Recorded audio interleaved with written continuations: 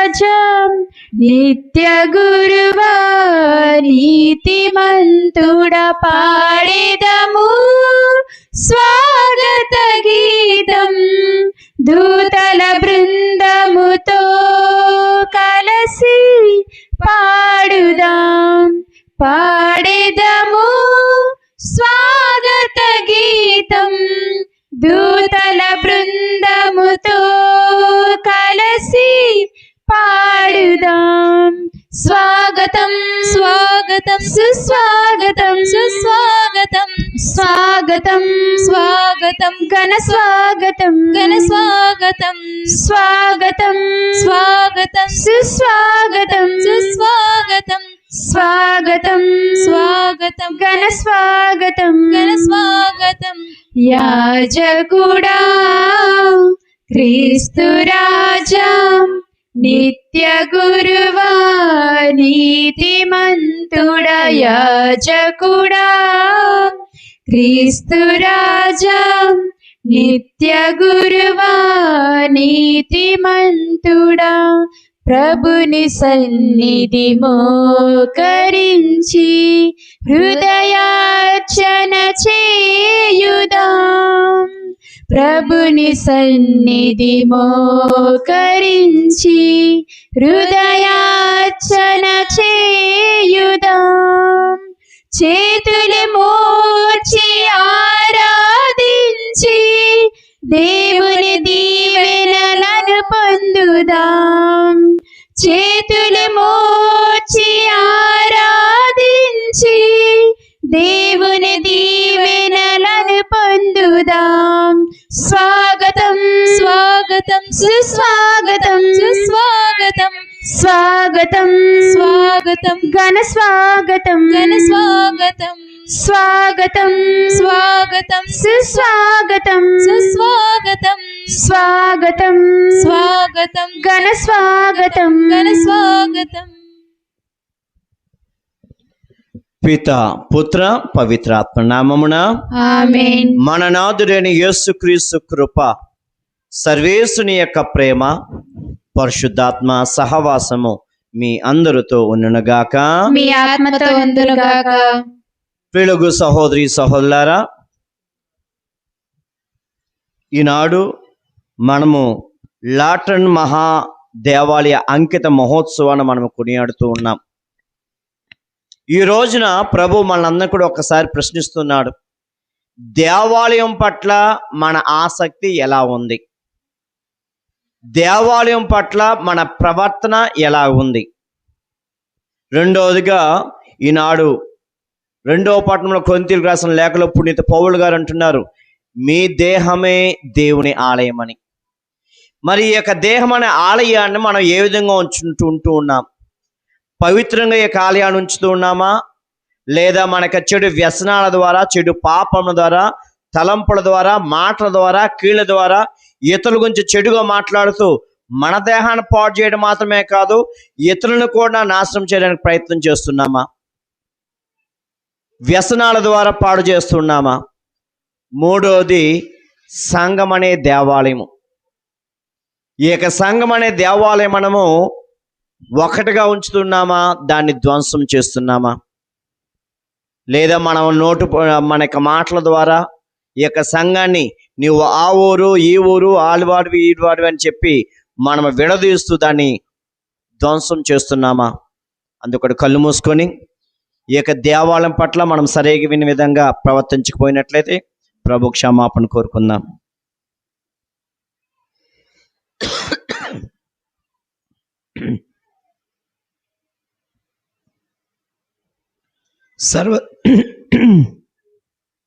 అందుకని మోకాలు వేసి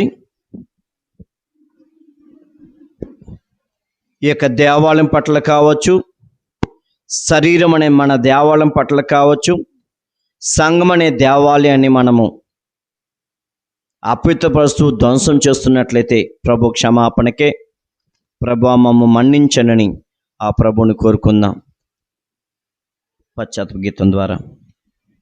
పాపిని యేసు ప్రభు, నే పాపిని యేసు ప్రభు, పాపిని పాపిని యేసు ప్రభు, నే పాపిని యేసు ప్రభు, నీ రక్తపు దారలచే నన్ను కడుగుము యేసు ప్రభు, నీ రక్తపు దారలచే నన్ను కడుగుము యేసు ప్రభు.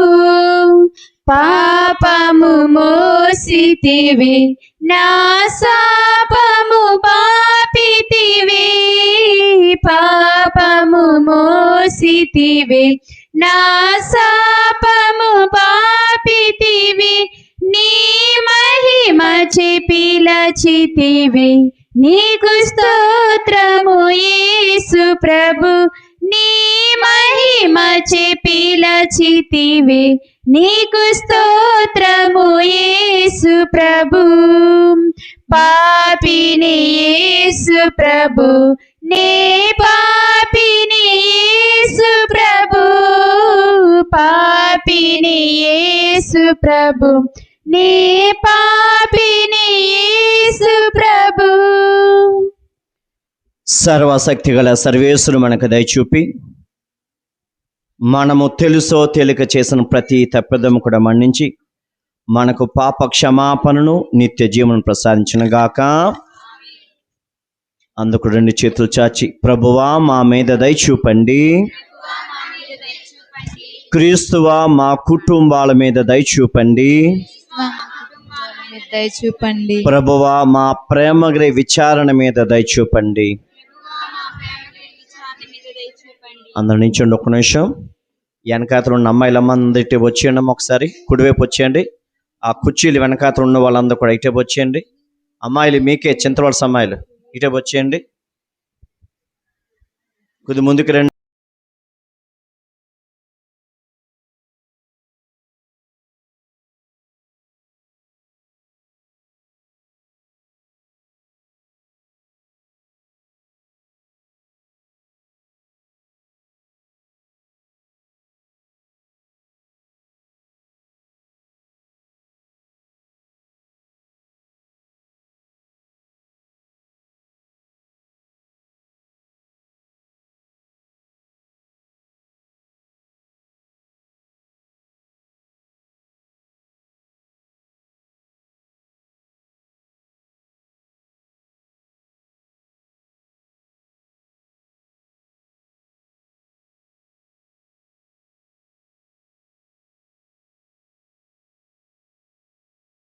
గీతం పాడండి.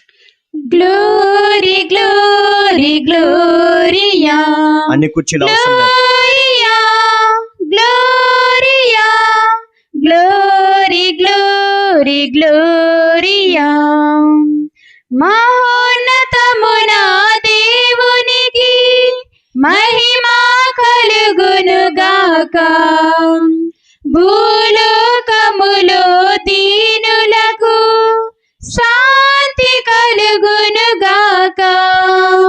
మహోన్నతమున దేవునికి మహిమా కలుగునుగాక, భూలోకములో దీనులకు శాంతి కలుగునుగాక. ఏలినవారా పరలోక రాజ్యం శక్తి సంపన్నా, పొగడెదము మేము పొగడెదము, మీ దయనే కోరెదము. ఏలినవారా పరలోక రాజ్య శక్తి సంపన్నా, పొగడెదము మేము పొగడెదము, మీ దయనే కోరెదము. మిమ్మే ఆరాధించెదం, మీకే స్తుతులు పాడెదం, మిమ్మే ఆరాధించెదం, మీకే స్తుతులు పాడెదం, మిమ్మే మేము గణపరిచెదం, మిమ్మే మేము గణపరిచెదం. జనతైక సుతుడా ఏలినవారా దేవుని గొర్రె పిల్ల, తాకుమయా మము తాకుమయా మా పాపము కడుగుమయా జనతైక సుతుడా ఏలిన వార దేవుని గొర్రె పిల్ల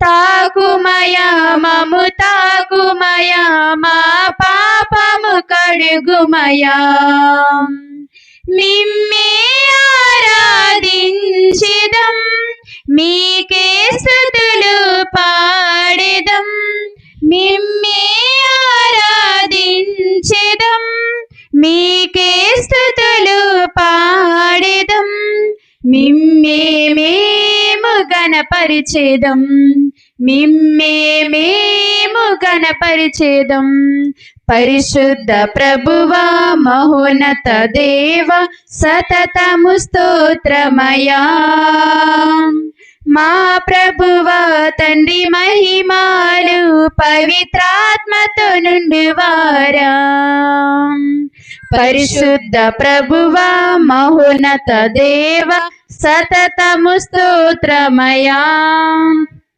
మా ప్రభువా తండ్రి మహిమాలు పవిత్రాత్మతో నుండివారా మిమ్మే ఆరాధించెదం మీకే స్తుతులు పాడెదం మిమ్మే ఆరాధించెదం మీకే స్తుతులు పాడెదం మిమ్మే మేము గణపరిచెదం మిమ్మే మేము గణపరిచెదం ఆమేన్ ఆమేన్ ఆమేన్ ఆమేన్ ఆమేన్ ఆమేన్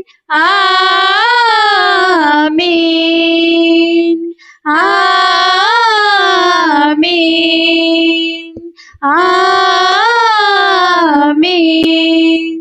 ప్రార్థించదము. ఈనాడు యొక్క పరిశుద్ధమైన దివ్య బలి పూజను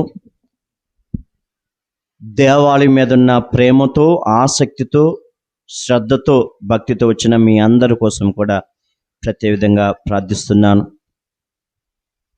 ఆ దేవుని యొక్క జీవజలము, ఆశీర్వాదము ఆ ప్రభువు అయిన యొక్క దేవాలయము ద్వారా మీలోకి రావాలని, మేము పరిశుద్ధపరచాలని, మేము దీవించాలని, స్వస్థపరచాలని, జీవముతో సంతోషముతో మేము మీ కుటుంబాలను తన యొక్క నూతన జీవంతో నింపాలని మీ అందరి కోసం కూడా ప్రత్యేక విధంగా ఈ పూజను సమర్పిస్తున్నాను. అదేవిధంగా ఇంకా ఎవరెవరైతే దేవాలయానికి దూరంగా ఉంటూ ప్రభువుకి ఇవ్వాల్సిన ప్రాధాన్యత ఇవ్వకుండా ఉంటున్నారో వారందరి యొక్క మారు మనసు కోసం ప్రార్థన చేద్దాం. వారు ప్రభు చెంతకు వచ్చేలాగన, వారు వారి కుటుంబము ప్రభు యొక్క ప్రేమను, జీవజలను చవి చూచేలాగన దేవుడు వారిని దీవించాలని ప్రత్యేక విధంగా ప్రార్థన చేద్దాం.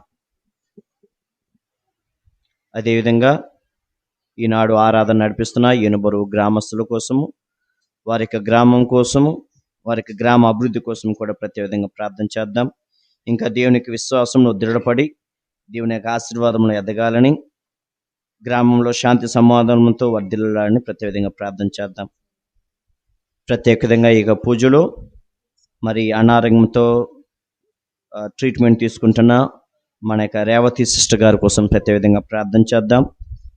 దేవుడు ఆ బిడ్డను తాకి సంపూర్ణ స్వస్థతను పొంది తిరిగి ఆరోగ్యంతో మన యొక్క ప్రాంతానికి వచ్చి సేవ చేయలాగా దేవుడు దీవించాలని, అదేవిధంగా ఈనాడు మన యొక్క విచారణలో పూజలో పాల్గొన్న సిస్టర్ అల్ఫోన్సో కోసం కూడా ప్రార్థన చేద్దాం. దేవుడు వారిని తను ప్రారంభించిన ఆ యొక్క మఠకన్య జీవితాన్ని దేవుడు దీవించి సంతోషముతో, ఆనందముతో దేవుని దీవునితో నింపాలని, అదేవిధంగా తమ ఒక బిడ్డ కోసం ప్రార్థన చేయమని కోరిన తంగిడిపల్లి అంతోని వారి యొక్క కుమారుడు జీవన కోసం, జీవన యొక్క భవిష్యత్తు కోసం ప్రతి విధంగా ప్రార్థన చేద్దాం. ప్రభు యొక్క కనికరము, దయ వారి మీద ఉండాలని, ఆ బిడ్డ జీవితంలో చక్కగా స్థిరపడేలాగా దీవించాలని, అదేవిధంగా బాలరాజు వారి యొక్క కుటుంబం కోసం, ఉద్దేశం కోసం ప్రార్థన చేద్దాం.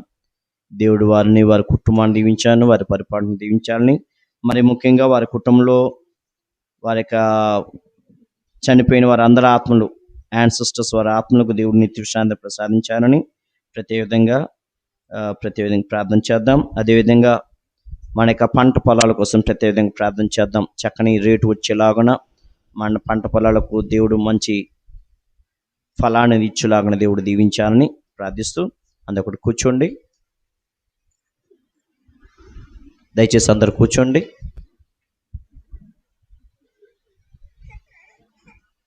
అందరూ కళ్ళు మూసుకోండి. చేతులు జోడించి మీ యొక్క ఉద్దేశాలను, మీ విన్నపాలను ప్రభుకి సమర్పించండి. ప్రత్యేకంగా మీ కుటుంబాలను దేవునికి సమర్పిస్తూ ప్రత్యేకంగా ప్రార్థించండి.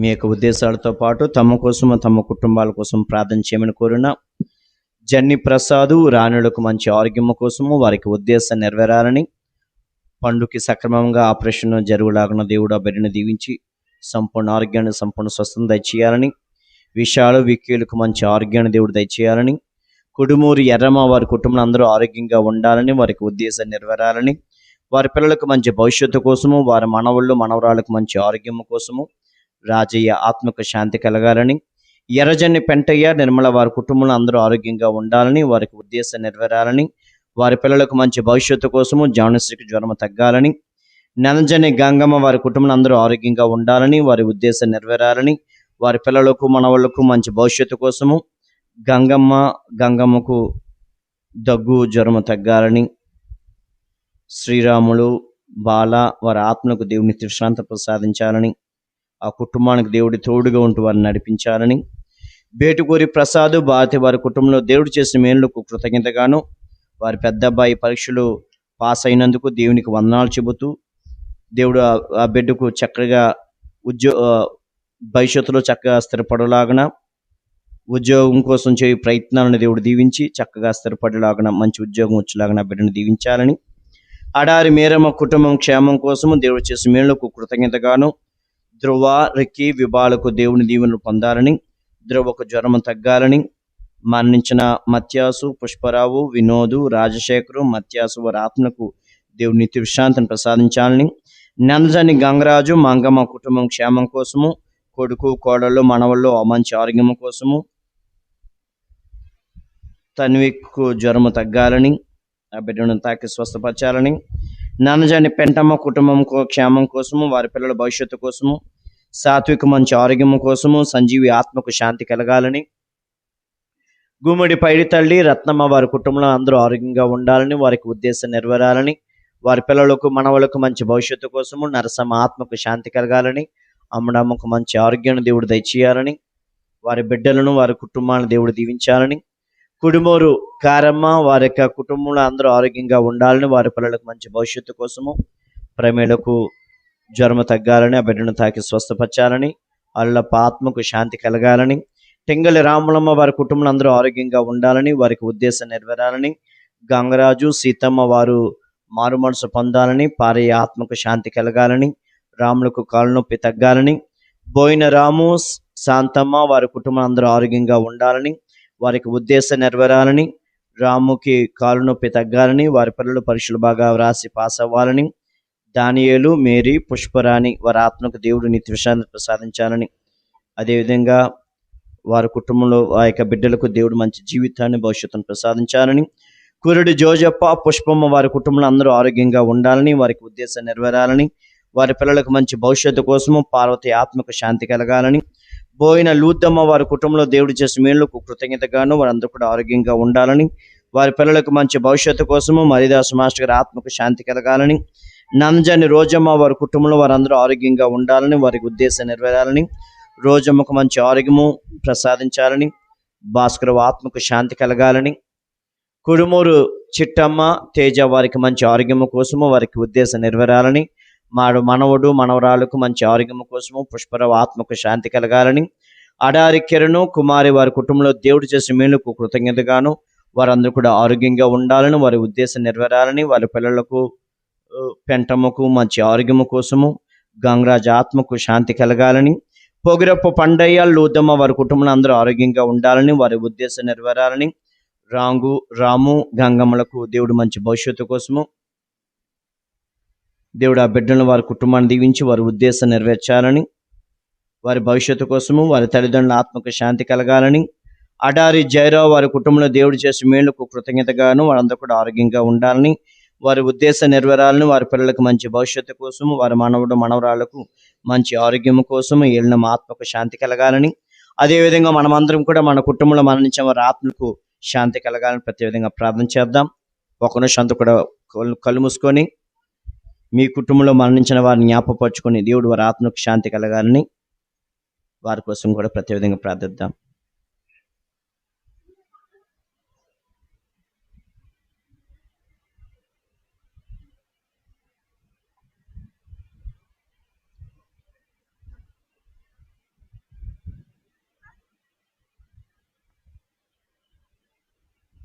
అదేవిధంగా దిక్కులేని ఆత్మలు కూడా దేవుడు దరికి చేరాలని వారి కోసం కూడా ప్రతి విధంగా ప్రార్థిద్దాం. ప్రార్థించుదము. అంతకొడు కళ్ళు మూసుకొని చేతులు జోడించి నాతో పాటు ఎక్కిపిస్తూ ప్రార్థన చేయండి. ఓ సర్వేశ్వరా, నిన్ను ఎన్నుకొనిన సజీవసులతో నీ ఘనతకు తగిన ఒక నిత్య నివాసమును ఏర్పాటు చేసుకుంటున్నావు. నీవు శ్రీ సభకు దయచేసిన ఆధ్యాత్మిక వరములను అధికము చేయము. ఈ క్రొత్త అభివృద్ధితో విశ్వాసపాత్రులైన నీ ప్రజలు స్వర్గపు యెరూషలేముగా రూపొందిందురుగాక.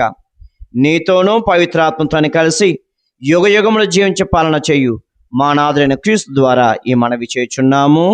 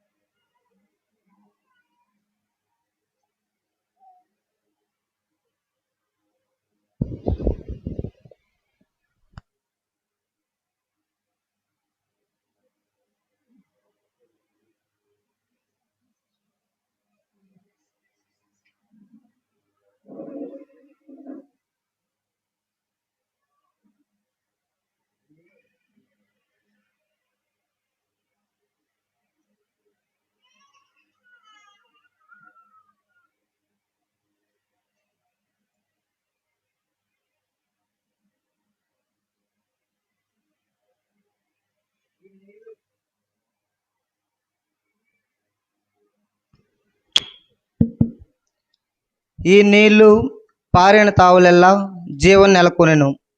మొదటి పట్టణము యెహెజ్కేలు గ్రంథము 47వ అధ్యాయము పవిత్ర వచనములు 1 నుంచి 12 వరకు. మొదటి పట్టణము యెహెజ్కేలు గ్రంథము 47వ అధ్యాయము పవిత్ర వచనములు 1 నుంచి 12 వరకు. ప్రభువు నన్ను దేవాలయము గుమ్మమునొద్దకు కొని వచ్చెను. ఆ గుమ్మము క్రింద నుండి నీరు ఊరి తూర్పు దిక్కుగా ప్రవహించుచుండెను. దేవాలయమును అటువైపునకే తిరిగి ఉండెను. ఆ జలము దేవాలయము దక్షిణ క్రింది భాగము పీఠకమునకు దక్షిణము ప్రక్కగా పారుచుండెను.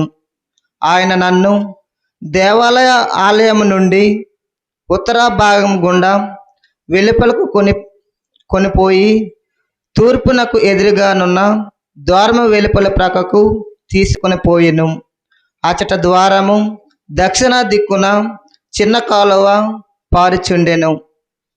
ఆయన నాతో ఇట్లనెను, ఈ నీళ్లు తూర్పు దిక్కుగా ప్రవహించి యోర్దాను లోయన చేరి అతడి నుండి మృత సముద్రమును కలియును. వీని వలన దానిలోని ఉప్పు నీళ్లు మంచి నీళ్ళగును. ఈ నీళ్లు పారిన తావులెల్లా వివిధ జంతువులు చేపలు వర్ధిల్లును. ఏ నీరు మృత సముద్రమును మంచినీటిని చేయును. ఇది పారిన తావులెల్లా జీవము నెలకొనెను. ఆ ఏటి ఎద్దులపై అన్ని రకముల పండ్ల చెట్టును పెరిగెను. వాని ఆకులు వాడవు, అవి నిరంతరము పండ్లు కాయును. దేవాలయం నుండి పారు ఏరివానికి నీరందించును కనుక అవి ప్రతి పండ్లు కాయును. వాని పండ్లు ఆహారమునకు, ఆకులు మందునకు ఉపయోగపడును. భక్తి కీర్తన. ఇది ప్రభుని వాక్కు. భక్తి కీర్తన. అందరూ దేవుని నగరమును దేవుని నగరమును ఆనందమున ఆనందమున ఓలలాడించు ఓలలాడించు నది ఒకటి కలదు. నది ఒకటి కలదు. ప్రభువు మనకు ఆశ్రయమును బలమునైన వాడు. ఆపదల్లో ఒకడు మనలను ఆదుకున్నట్టుకు సిద్ధముగా నుండెను. కనుక భూమి కంపించినను, పర్వతములు సాగర గర్భమున కూలినను, సాగర జలములు రేగి ఘోషించు నగరములు రుక్కినను, సముద్ర జలము పొంగి కొండలు చలించినను మనము భయపడనక్కర్లేదు. అందరూ దేవుని నగరమును దేవుని నగరమును ఆనందమున ఆనందమున ఓడలాడించు ఓలలాడించు నది ఒకటి కలదు. నది ఒకటి కలదు. మహోన్నతుని పవిత్ర మందిరమును దేవుని నగరమును తన పాయలతో ఆనందములాడించు నది ఒకటి కలదు. దేవుడు పట్టణమును వహించిన కనుక అది నాశనము కాదు. వేకువజామునే అతడి పురమును ఆదుకొనెను. అందరూ దేవుని నగరమును ఆనందమున ఆనందమున ఓడలాడించు నది ఒకటి కలదు. నది ఒకటి కలదు. సైన్యములకు అధిపతి అయిన ప్రభు మనకు అండగానున్నాడు. యాకోబు దేవుడు మనకు ఆశ్రమగా నుండును. రెండు ప్రభువును కృతజ్ఞతలను కనుడు. అందరూ దేవుని నగరమును ఆనందమున ఆనందమున ఓడలాడించు ఓడలాడించు నది ఒకటి కలదు. నది ఒకటి కలదు.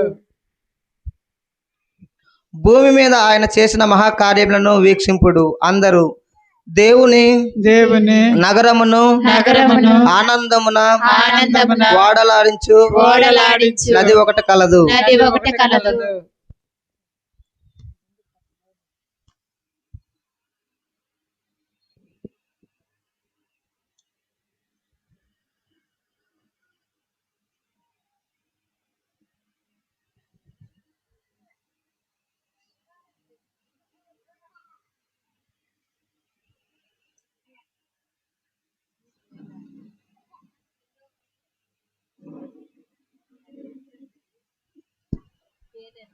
రెండవ పట్టణము పునీత పౌలు కొరింథీయులకు రాసిన మొదటి లేఖ 3వ అధ్యాయము 9వ వచనం నుంచి 13వ వచనం వరకు మరియు 16వ వచనం నుంచి 17వ వచనం వరకు.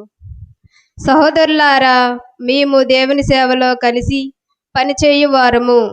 మీరు దేవుని పొలము, మీరు దేవుని భవనము కూడా. దేవుడు నా కొసగిన అనుగ్రహముతో నేర్పరియగు శిల్పవలె పనిచేసి పునాది చేసి తిని, వేరొకడు దానిపై నిర్మించుచున్నాడు. కానీ తన నిర్మాణ విషయమున ప్రతి వ్యక్తియు జాగ్రత్తగా ఉండవలెను. ఏలైనా యేసుక్రీస్తు అను దేవుడు వేసిన పునాది తప్ప వేరొక పునాదిని ఎవడునూ వేయజాలడు. పునాది పైన కట్టడములో కొందరు బంగారమును వెండిని అమూల్యమునగు శిలలను ఉపయోగింతురు. మరికొందరు చెక్కను ఎండుగడ్డిని రెల్లు దబ్బులను వాడుదురు. క్రీస్తు దినమున దానిని బహిరంగపరచున్నాడు. ఒక్కొక్కని పనితనము తెలియనగును. ఏలైనా ఆనాటి అగ్నిజ్వాల ప్రతి వ్యక్తి పనిచేయు తనమును బహిరంగపరచును. ఆ అగ్ని దానిని పరీక్షించి దాని నిజ స్వభావమును ప్రదర్శించును.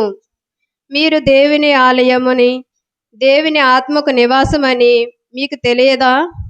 ఎవడును దేవుని ఆలయమును ధ్వంసించినచో దేవుడు వానిని ధ్వంసం చేయును. ఏలైనా దేవుని ఆలయము పవిత్రమైనది, మీరే ఆయన ఆలయము. ఇది ప్రభుని వాక్కు. సర్వేశ్వరునికి వందనములు. లలలా లలలా లలలా లలలా లలలా లలలా లలలా లలలా లలలా లలలా లలలా లలలా లలలా లలలా లలలా లలలా లలలా. మధురం నిత్యం నీ వాక్యం, అజరం అభయం ఆత్మీయం నీ వాక్యం హల్లెలూయా హల్లెలూయా హల్లెలూయా. నా పాదములకు దీపము, నా పాదములకు దీపము, నా త్రోవకు వెలుగైనది, నా త్రోవకు వెలుగైనది. హల్లెలూయా హల్లెలూయా హల్లెలూయా. కష్టములోన ధైర్యం, బాధలలోన సహనం, నిరాశలోన ఆశ నీ వాక్యం. కష్టములోన ధైర్యం, బాధలలోన సహనం, నిరాశలోన ఆశ నీ వాక్యం. హల్లెలూయా హల్లెలూయా హల్లెలూయా. నా మనసుకెంతో ప్రశాంతత, నా మనసుకెంతో ప్రశాంతత, నా మనసుకెంతో పరవశం. హల్లెలూయా హల్లెలూయా హల్లెలూయా. అమరం మధురం నిత్యం నీ వాక్యం, అజరం అభయం ఆత్మీయం నీ వాక్యం. హల్లెలూయా హల్లెలూయా హల్లెలూయా.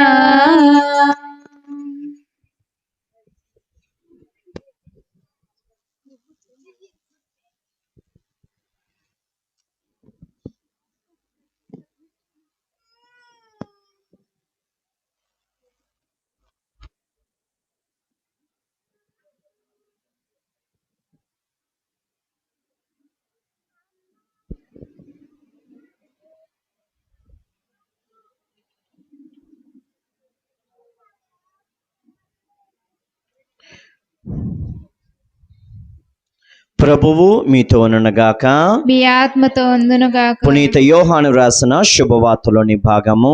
ప్రభువా మీకు మహిమ కలుగునుగాక.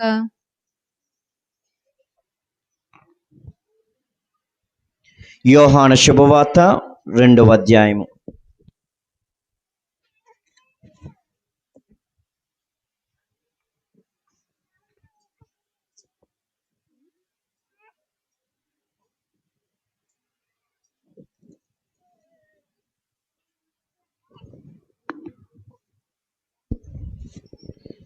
యూదుల పాస్కా పండుగ సమీపించడచే యేసు యెరూషలేమునకు వెళ్ళెను. దేవాలయంలో ఎడ్లను గొర్రెలను పావురములను అమ్మువారిని డబ్బులు మార్చువారిని ఆయన చూచెను. ఆయన త్రాళ్లతో కొరడాపేని గొర్రెలను ఎడ్లను అన్నింటినీ ఆలయం వెలుపలకు తోలెను. డబ్బులు మార్చువారి నాణములను చిమ్మివేసి బల్లలను పడద్రోసెను. పావురములను అమ్మువారితో, వీరిని ఇక్కడి నుండి తీసుకుని పొండు, నా తండ్రి ఇంటిని వ్యాపార గృహముగా చేయవలదు అని చెప్పాను. నీ గృహమునందు నాకు గల ఆసక్తి నన్ను దహించును అనే లేఖనమునందల వాక్యము శిష్యులకు అప్పుడు తలంపునకు వచ్చాను. యూదులప్పుడు ఆయనతో, నీవు ఈ కార్యములు చేయుటకు మాకెట్టి గుర్తును చూపెదవు అని ప్రశ్నించరి. అందుకు యేసు, ఈ ఆలయమును మీరు పడగొట్టుడు, నేను దీనిని 3 రోజుల్లో లేపుదును అని వారికి సమాధానం ఇచ్చాను. ఈ ఆలయ నిర్మాణముకు 46 సంవత్సరములు పట్టినవి, నీవు దీన్ని 3 రోజుల్లో లేపగలవా అని యూదులు తిరిగి ప్రశ్న వేసిరి. కానీ వాస్తవముగా ఆయన పలికినది తన శరీరము అను ఆలయమును గురించి. ఆయన మృతుల్లోని లేచిన పిదప ఈ మాటలు శిష్యులు జ్ఞప్తికి తెచ్చుకొనిరి. వారు లేఖనమును యేసు చెప్పిన మాటను విశ్వసించరి. ఇది క్రీస్తును సువిశేషము. సువిశేష బోధన ద్వారా మన పాపములు క్షమించబడినగాక. అటుగస్తారు.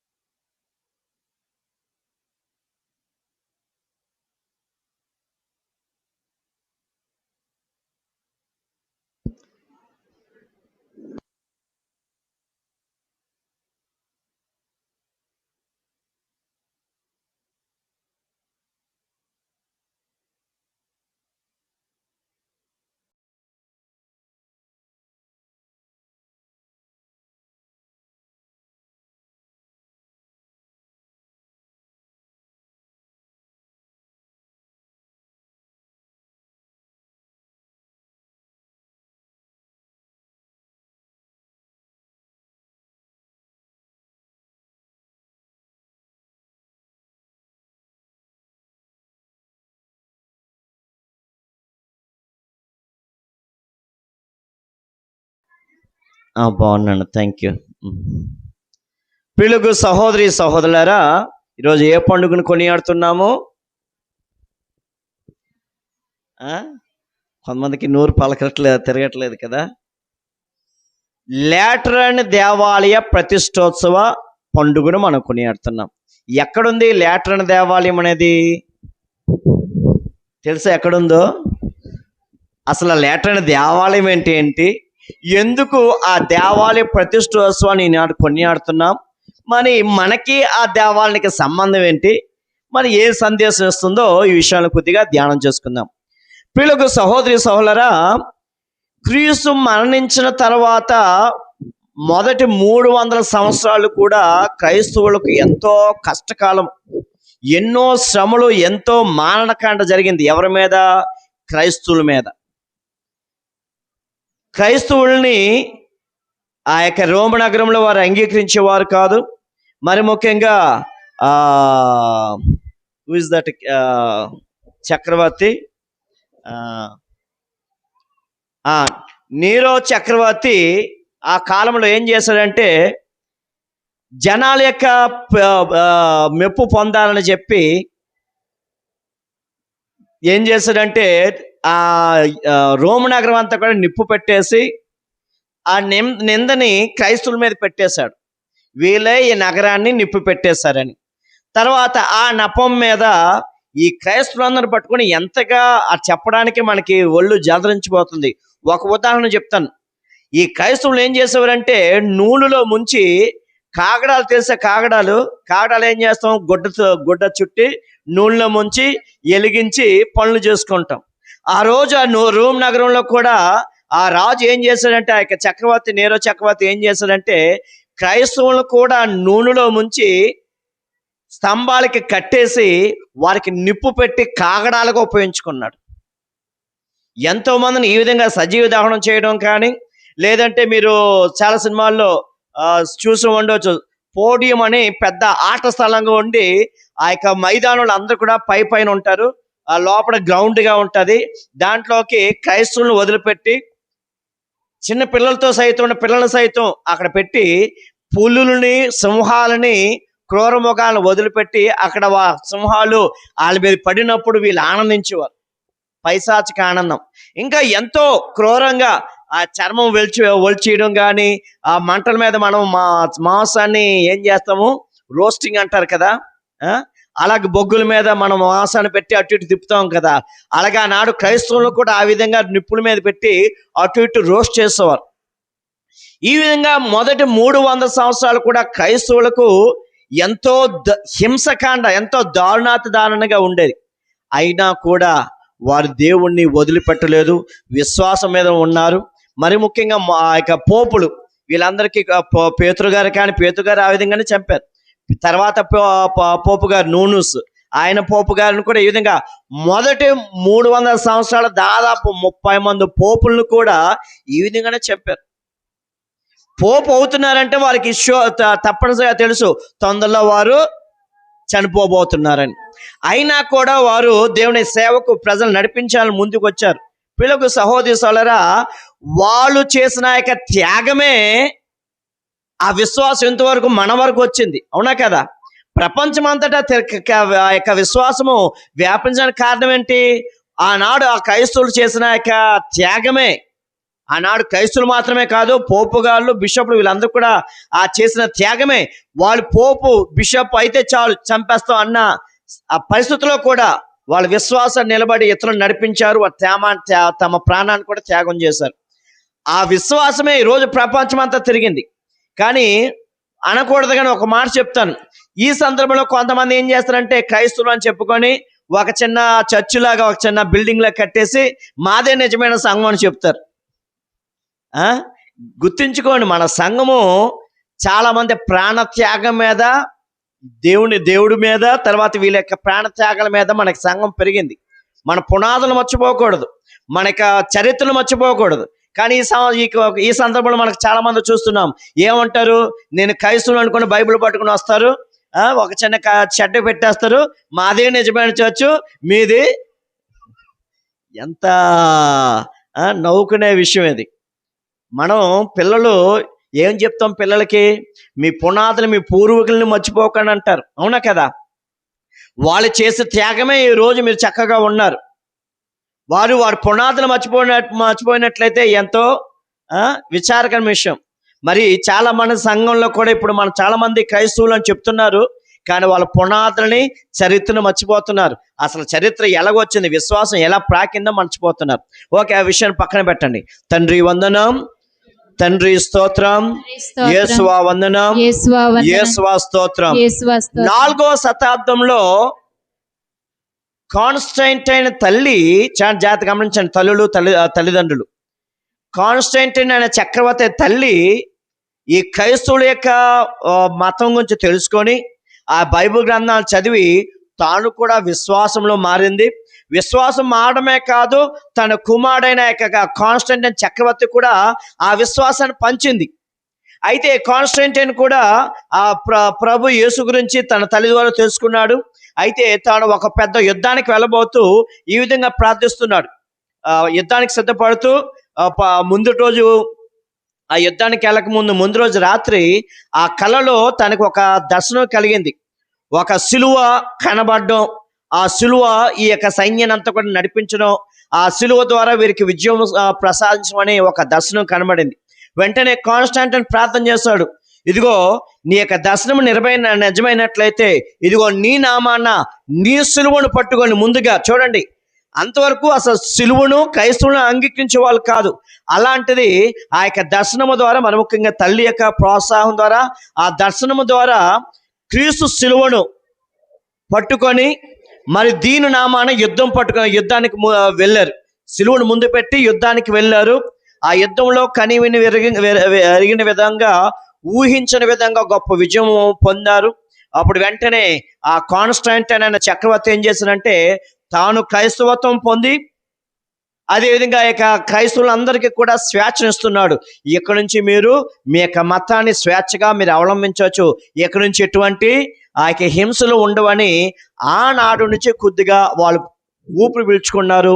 ఆ క్రైస్తవ మతాన్ని బాహాటంగా చేసుకోవడానికి వాళ్ళు అవకాశం కల్పించాడు. తండ్రి వందనం, తండ్రి స్తోత్రం, తండ్రి స్తోత్రం, యేసువా వందనం, యేసువా వందనం, యేసువా స్తోత్రం, యేసువా స్తోత్రం. హల్లెలూయా, హల్లెలూయా, హల్లెలూయా, హల్లెలూయా, హల్లెలూయా. హల్లెలూయా. అయితే పిలుగు సహోదరి సోదరులారా, మొదటి 300 సంవత్సరాలు కూడా వారికి ఎటువంటి దేవాలయం లేదు. అక్కడ క్రైస్తవులనే అనుమతించినప్పుడు ఇంక దేవాలయం కట్టుకుంటారు. వారు సీక్రెట్ గా ఏమంటారంటే క్యాటకూమ్స్ అంటారు. ఆ యొక్క గృహాల్లో ఎక్కడైతే సమాధులు చేస్తారో ఆ యొక్క గుహల్లోనూ ఇళ్లలోనూ సీక్రెట్ గా ప్రార్థన చేసుకునేవారు, ఈ పూజలు సమర్పించుకునేవారు. కానీ అంతవరకు వారికి దేవాలయం లేదు. అయితే కాన్స్టాంటైన్ అనేవాడు తనకున్న చాలా భవనాల్లో లాట్రన్ అనే భవనము, రాజభవనాన్ని ఆనాటి పోపు గారికి ఇస్తూ ఇది మీరు మీ ప్రార్థనకు ఉపయోగించుకోండి అని తన భవనాన్ని ఇచ్చాడు. ఆ భవనం పేరేం పేరు? లాటరన్. ఆ తర్వాత ఆ పోపు గారు దానిని ఒక పెద్ద చక్కని దేవాలయంగా మార్చడం, మొట్టమొదటి దేవాలయంగా అది ప్రారంభమైంది. హల్లెలూయా, హల్లెలూయా, హల్లెలూయా. తర్వాత చాలా దేవాలయాలు వచ్చాయి. కానీ తల్లి ఏం చేసామో మనం ఆ యొక్క మొట్టమొదటి దేవాలయం ఏంటి? ఆ దేవాలయము లాటరన్ దేవాలయం. ఆ దేవాలయంలోనే అప్పటి నుంచి చాలా సంవత్సరాలు 16వ శతాబ్దం వరకు పోపు గారులు కూడా అక్కడే ఉండేవారు. అందువలన అది ప్రధాన దేవాలయంగా మారింది. అందుకే ఈనాటి కూడా రోమ్ నగరంలో దీనికంటే పెద్ద పెద్ద బసిలికాలు వచ్చాయి. పునీత పేతురుగా మనం చూస్తున్నాము టీవీలో, పోపు గారు ఉన్న దేవాలయం పునీత సెయింట్ పీటర్ బసిలికా. మనది పీటరే, అదేదో బసిలికా అది.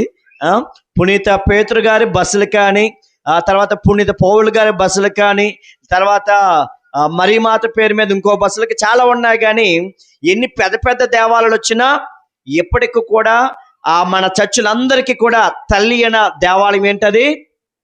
లాటరన్ దేవాలయం. దాన్ని గుర్తించుకుంటూ ఈరోజు మనకి చెప్తున్నారు. అయితే ఆ దేవాలయానికి మనకి ఉన్న కనెక్షన్ ఏంటి? ఉదాహరణకి చింతలవలసలో ఉన్నారు. చింతలవలసలో మీకు దేవాలయం ఉందా? ఉందా? అలాగా మీ గ్రామానికి ఆ యొక్క చింతలవలస గ్రామంలో ఉంది. ఇంతకుముందు మిగతాదంతా కూడా ఇవన్నీ కూడా ఇంకా చాలా గ్రామాలు ఉన్నాయి. జుమ్మువలస కానీ మిగతా గ్రామాలన్నింటిలో దేవాలయాలు ఉన్నాయి. ఈ యొక్క దేవాలయాన్నిటికీ ప్రధాన దేవాలయం ఏది? ప్రేమగిరి దేవాలయం. అర్థమవుతుందా? ఈ దేవాలయాన్నింటికి ప్రధాన దేవాలయము ప్రేమగిరి దేవాలయం. ఇప్పుడు మనకి మేత్రాసుల్లో ఇలాంటి విచారణలు దాదాపు 90 ఉన్నాయి. 90 ప్రధాన దేవాలయం, ప్రత్యేక విచారణలో దేవాలయాలు ఉన్నాయి. వీటన్నిటికీ ప్రధాన దేవాలయం ఏది తెలుసు ఎక్కడుందో? మన మేత్రాసుల స్థాయిలో ఈ యొక్క విచారణలన్నిటికీ కూడా ప్రధాన దేవాలయం ఎక్కడుంది? బిషప్ హౌస్ కాదు, జ్ఞానాపురంలో ఉన్న, అది కూడా పేతురుగారి దేవాలయమే. సెయింట్ పీటర్స్ కెథీడ్రల్ అంటారు, విన్నారు ఎప్పుడైనా? అందుకే ప్రధాన పూజలన్నీ కూడా, ఫంక్షన్లు అన్నీ కూడా ఎక్కడ జరుగుతాయి? గుర్తున్నారు? ఇంతకుముందు మీరు వెళ్ళారు ఎక్కడికి? సొడాల్టి వాళ్ళు జ్ఞానాపురానికి. అది మన విశాఖ మేత్రాసనానికి ప్రధాన దేవాలయం. ఇప్పుడు ఆంధ్రప్రదేశ్లో ఇంకా చాలా డైసెస్, మన మేత్రాసనానికి జ్ఞానాపురం, అలాగే మిగతా మేత్రాసనాలు ఉన్నాయి. ఏంటంటే ఏలూరు, విజయవాడ, శ్రీకాకుళం, ఇలా చాలా ఉన్నాయి. ఒక 7 మేత్రాసనాలు ఆంధ్రాలో ఉన్నాయి. వీటన్నిటికీ ప్రధాన దేవాలయం ఎక్కడ? నేను వెళ్ళారు కదా విజయవాడ. కానీ విజయవాడ అతి మేత్రాసనం. ఆంధ్రాలో అతి మేత్రాసనం ఏది? విశాఖపట్నమే. జాగ్రత్త గమనించండి. ఆంధ్రాలో అతి మేత్రాసనం ఏది? నిన్న విజయవాడకి పూజకి వెళ్ళారు కదా, అక్కడ మెయిన్ పూజ చేసింది ఎవరు? మన బిషప్ గారే.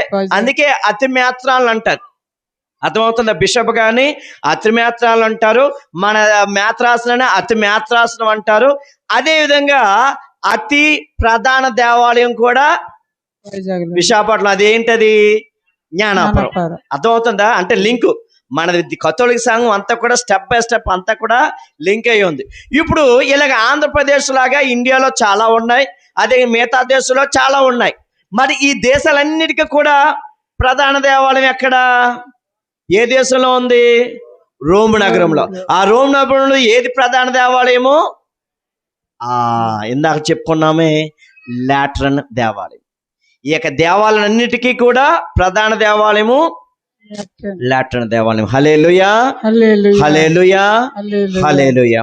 అయితే ఈరోజు దేవాలయం గురించి చెబుతూ మరి మనం ఏంటి ధ్యానించాలో కూడా మనకు తెలియపరుస్తుంది. తండ్రి వందనం, తండ్రి స్తోత్రం, యేసువా వందనం, యేసువా స్తోత్రం.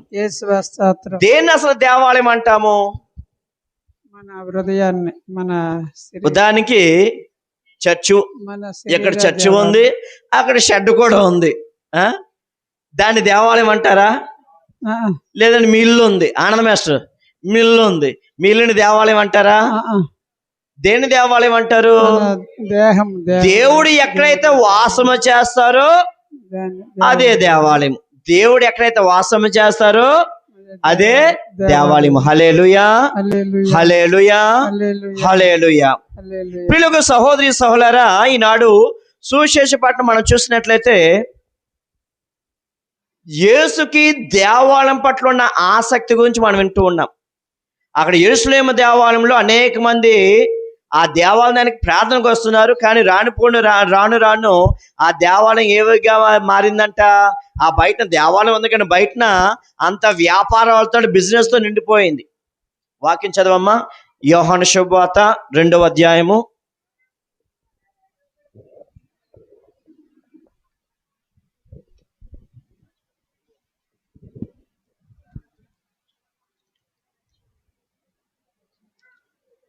14 14 నుంచి చదవండి. దేవాలయంలో ఆ, ఎడ్లను ఆ, గొర్రెలను ఆ, పావురములను ఆ, అమ్మువారిని ఆ, డబ్బులు మార్చు వారిని ఆ, ఆయన చూచెను. ఆ. తర్వాత ఆయన చూసి ఏం చేశాడు? వెంటనే ఆయన త్రాళ్లతో కొరడా పేని వెంటనే అక్కడ తాళు తీసుకొని కొరడాగా పూని వెంటనే గొర్రెలను ఒక్కొక్కడికి పటా పటా పటా వేస్తూ ఆ బల్లందరిని వ్యాపారాన్ని అంతా కూడా తోసేశాడు. ఎందుకంటే 17వ వచనం చదవండి. 17. నీ గృహమునందు ఆ, నాకు గల ఆసక్తి నన్ను దహించును. నీ గృహమునందు అంటే నీ గృహం అంటే ఏంటి? దేవుని యొక్క గృహము, దేవాలయం అందు ఆయనకు గల ఆసక్తి ఆయనని దహించి వేస్తుంది. అను లేఖమునందుల పిల్లలకు వాక్యము సహోదరి సోదరులారా, దేవాలయం పట్ల తనకున్న ఆసక్తి, ప్రేమ ఆయన కనపరుస్తూ దాన్ని అపవిత్రం చేసినప్పుడు వెంటనే దాన్ని చర్య తీసుకుంటున్నాడు. ఈరోజు ప్రశ్న, యేసు వలె మనకు ఇప్పుడు క్రీస్తు ఉన్న ఇది యొక్క ప్రాంతాన్ని మన దేవాలయం అంటున్నాం, దేవుడు ఉన్న ప్రాంతాన్ని దేవాలయం అంటున్నాం. ఈ దేవాలయం పట్ల మనలో ఎంతమందికి యేసుకున్న ఆ ఆసక్తి, ప్రేమతో దహించి వేస్తున్నాం? చేయొద్దండి. ఎంతమందికి దేవాలయం పట్ల ఆసక్తి ఉంది? చేయొద్దండి.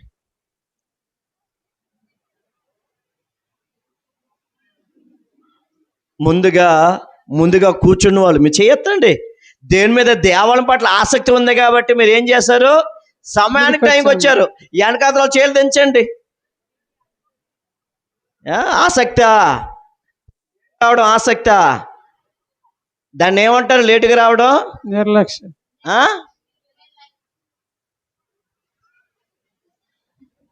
ఆసక్తి అనేది మనకి క్రియల్లో చూపించాలి. వీళ్ళకి పనులు లేవా? మీకే పనులు ఉన్నాయా? వీళ్ళకి పనులు లేవా? ఉన్నాయి. కానీ ఎందుకు ముందుకు వచ్చారు? దేవుని మీద కొంతమంది వాళ్ళు విజయవాడ వెళ్ళి తొందర తయారై వచ్చారు. విజయవాడ నుంచి తెల్లారుజామున వచ్చారు. వీళ్ళు వచ్చిన వెంటనే మళ్ళీ తొందరగా దేవాలయానికి వచ్చారు. ఎందుకు? దేవుని మీద ఆసక్తి. నా దేవుడి దగ్గరికి వెళ్ళాలి, ఆ దేవుడు దేవాలయంలో ఉంటున్నారు, ప్రభు సన్నిధికి రావాలి, ప్రభు దీవెనలు పొందాలని ఆసక్తితో వాళ్ళని దహించి వేస్తుంది. కాబట్టి వారి పనులు తొందర ముగించుకొని సమయానికి రాగలిగారు. ఇంకా గుడికి రాని వారి సంగతి ఇంకా వేరే మాట. ఇంకా వీళ్ళు కనీసం కొంత లేటుగానే వచ్చారు. మిగతా వాళ్ళు గుడికి రాకపోవడం అనేది దేవుని పట్ల ఆసక్తి ఉన్నట్ట? లేదు. పిల్లలకు సహోదరి సోదరు, మొట్టమొదటికి ఈరోజు ఒకసారి మనం పరిశీలన చేసుకుందాం. ఉదాహరణకి దానియేలు గారు మీ అందరికంటే ముందుకు వచ్చారు. వాళ్ళు ఎక్కడి నుంచి వచ్చారు? వైజాగ్ నుంచి సార్ని తోడు తీసుకొని తెల్లారుజామున 8 గంటలకు బయలుదేరి 5:30కా బయలుదేరండి. 8 గంటలు లేసారు, 4 గంటలు లేసారు. మరి మనం పక్కనే ఉన్నాం. ఒక అరగంట ఎక్స్ట్రా లెగలేమమ్మా? మరి ముఖ్యంగా లేటుగా వచ్చిన వాళ్ళు ఒక అరగంట ఎక్స్ట్రా లెగలేమా? పనులు ఉంటాయి. నేను చెప్తాను. ఎనుబరు ఇక్కడ ముందు ఎక్కడుంటే నాకు 2 నిమిషాలు వచ్చేది. ఇప్పుడు అక్కడి నుంచి రావడానికి అరగంట పడుతుంది. ఇప్పుడు ఏం చేస్తున్నావు? నా టైం టేబుల్ ఒక అరగంట ముందు పెట్టుకున్నాను. మీకన్నా ముందు నేను రాలేదా? ఎక్కడి నుంచి వచ్చాను? రామభద్రపురం. ఎందుకు వచ్చాను? అరగంట పడుతుంది కాబట్టి ఆ ప్లానింగ్ చేసుకున్నాం. ఎలాగైనా సమయానికి వెళ్ళాలని చెప్పి ఇంకో అరగంట 5 గంటలు లేసాం. మీరు ఫోన్ చేసినప్పుడు నేను తెలియజేసానా లేదా? తెల్లారి 8 గంటలకు ఫోన్ చేశారు, 5:15కి. మీకన్నా ముందు ఫాదర్ ఫోన్ చేశారు. మరి మీరు ఇక్కడే ఉన్నారు. ఈరోజు దేవాలయానికి వెళ్ళాలి, మీ పనులు ఉన్నాయి. అప్పుడు మీరు ఏం చేసుకోవాలి? కొద్దిగా ప్లాన్ చేసుకొని, ఇదిగో దీనికి ఇంత టైం పడుతుంది కాబట్టి ఒక ఆదివారం ఒక అరగంట ముందు లేస్తాను. దాన్ని బట్టి మనకి ఏం వ్యక్తపరుస్తున్నాము? దేవాలయం పట్లున్న మనకు ఆసక్తి. ఈరోజు ప్రభు మనందరినీ కూడా మొట్టమొదటి ప్రశ్న, నీకు దేవాలయం పట్ల ఎటువంటి ఆసక్తి ఉంది? ఆ ఆసక్తి నువ్వు ఎలా చూపిస్తున్నావు? ప్రశ్న చేసుకో. హల్లెలూయా, హల్లెలూయా, హల్లెలూయా. తండ్రి వందనం, తండ్రి స్తోత్రం, యేసువా వందనం, యేసువా స్తోత్రం. రెండోది పిలుగు సహోదరి సోదరులారా, ఆ ప్రభు అన్నాడు తన దేహం, తర్వాత వాక్యం చూస్తున్నారు, క్రీస్తు తన శరీరం అనే దేవాలయం గురించి చెప్తున్నారని. ఈ దేవాలయాన్ని మీరు కూల్చివేయండి, నేను 3 రోజులు లేపుతున్నాను. ఏంటది? క్రీస్తు ఉత్థానము. తన శరీరాన్ని ప్రభు ఏమంటున్నారు? దేవాలయంగా మారుస్తున్నారు. హల్లెలూయా. హల్లెలూయా. అందుకే ఈనాడు 2వ పట్టణంలో పునీత పౌలు గారు అంటున్నారు, ఆ క్రీస్తు ప్రభువే మనకి దేవాలయానికి పునాది. ఆ క్రీస్తు తప్ప వేరొక పునాది మనకు ఉండకూడదు. కాబట్టి వీళ్ళకు సహోదరి సోదరా, మనం అందరం ఏం చేస్తున్నాము? దేవాలయానికి వచ్చి ఆ విశ్వాసం ద్వారా, ప్రార్థన ద్వారా, స్తుతులు చెల్లించడం ద్వారా, మనం ఆ యొక్క చేసిన పాపములకు పశ్చాత్తాపడం ద్వారా క్రీస్తు అనే పునాది మనం వేసుకొని మన జీవితాన్ని లేవనెత్తుతున్నాము. హల్లెలూయా. హల్లెలూయా. హల్లెలూయా. హల్లెలూయా. కాబట్టి పిల్లలకు సహోదరి సోదరులారా, మరొక్కసారి చెప్తున్నాను, నీవు దేవుని నేను ఎప్పుడు చెప్తుంటాను ఒక మాట, నువ్వు ఏ కొలత అయితే కొలుస్తావో, నీవు దేవుడి పట్ల ఎంత ఆసక్తి చూపిస్తావో దేవుడు మనపై ఆసక్తి చూపిస్తాడు. అదే విధంగా చూపిస్తాడు. ఈరోజు మళ్ళీ అడుగుతున్నాను, దేవుని దేవాలయం పట్ల నీకు ఎటువంటి ఆసక్తి ఉంది? చాలా మంది అంటారు, దేవుని యొక్క దీవెనలు పొందలేకపోతాను. ఎలా పొందుతావు? నువ్వు దేవుని పట్ల ఆసక్తి చూపించినప్పుడు ఎలా పొందుతావు? నువ్వు ఏ కొలతతో అయితే కొలుస్తావో అదే కొలతతో కొలవబడుతుంది. దయచేసి గమనించండి. ఇది మొదటిది.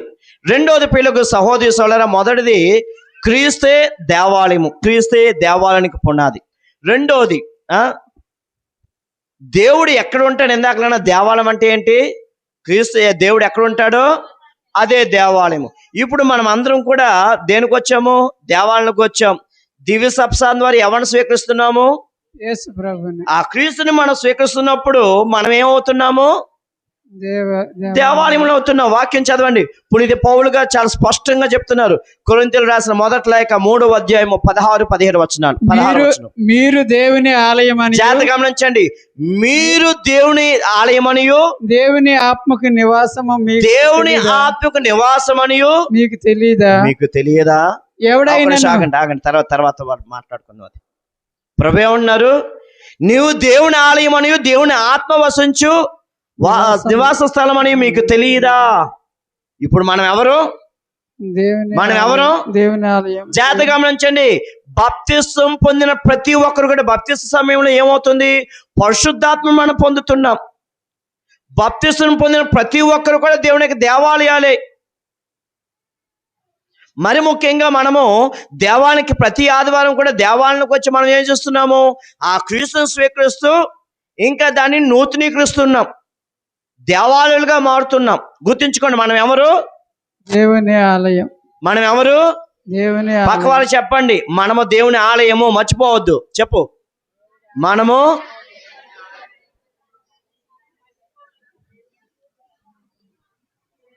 వెనకాతలు ఉన్న వాళ్ళు మనం ఎవరు? దేవుడు. దివ్య సప్సాదం పొందడానికి మనం ఏం చేయాలని చెప్పాను? మనం సిద్ధపరచుకోవాలి. అదే దివ్య బలి పూజ ప్రారంభంలో పాప సంగీత సాంగ్యంలో ఏం జరుగుతుంది? మన పాపములకు అడిగివేయబడి ఆ క్రీస్తు రాకకే మనము సిద్ధపరచుకుంటున్నాం. అవునా కదా? దివ్య బలి పూజ ప్రతిదానికి చాలా గూఢార్థం ఉంది. మనం పరిశుద్ధపరచకుండా నువ్వు నాలోకి వచ్చి అంటే కుదురుతుందా? కుదరదు. తండ్రి వందనం, తండ్రి స్తోత్రం, యేసువా వందనం, యేసువా స్తోత్రం. కాబట్టి పిల్లలకు సహోదరి సహోదరులారా, దయచేసి గమనించండి, మనము దేవుని యొక్క ఆలయము. అయితే ఈ యొక్క ఆలయాన్ని, ఈ యొక్క శరీరం అని ఏంటి? మన శరీరం ఏంటి?